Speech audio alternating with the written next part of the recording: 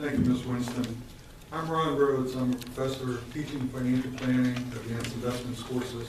I'm also a certified financial planner, have been for about 15 years, and a tax and estate planning attorney for the last 25 years. Unfortunately, who I'll call Aunt Janice here, in place of Aunt Billy, who I usually refer to. Her situation and that of Professor Stein's mother is not isolated.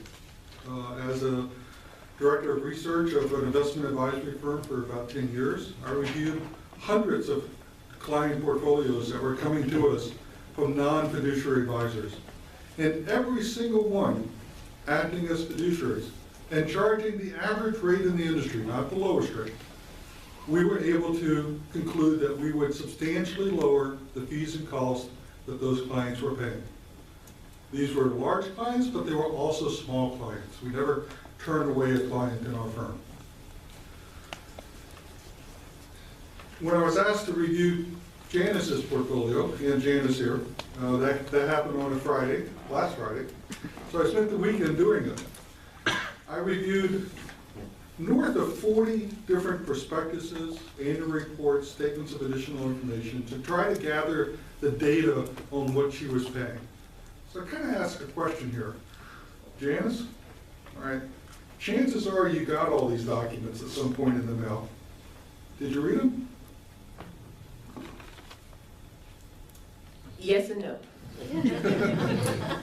I can certainly read them, but I'm not capable of totally understanding everything that's in those documents. Yeah, these documents would probably be about 10 times the stack that Mark has just pointed out there.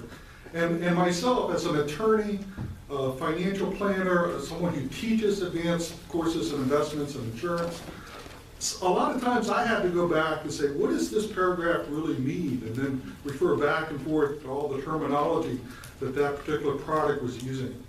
It's a daunting task to the individual investor who doesn't have the type of background that I have to even begin to read these disclosure documents.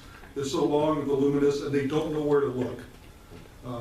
And to really do a really good job on her analysis, I could probably spend another 2 days reading documents and discerning even more fees and costs than I uncovered. Sadly to say, Aunt Janice's situation is not unique.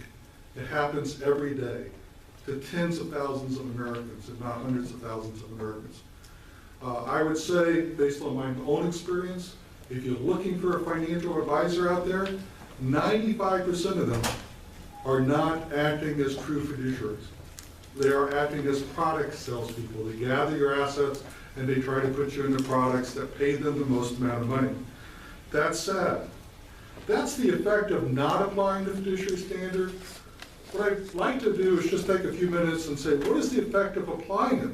What if the Department of Labor and the SEC go forward and apply a fiduciary standard to brokers who are providing financial advice, who are providing investment advice, just like investment advisors are? Let's ask some questions. Does it prohibit commissions? No. The fiduciary standard, under the fiduciary standard here in the United States, commissions would still be allowed.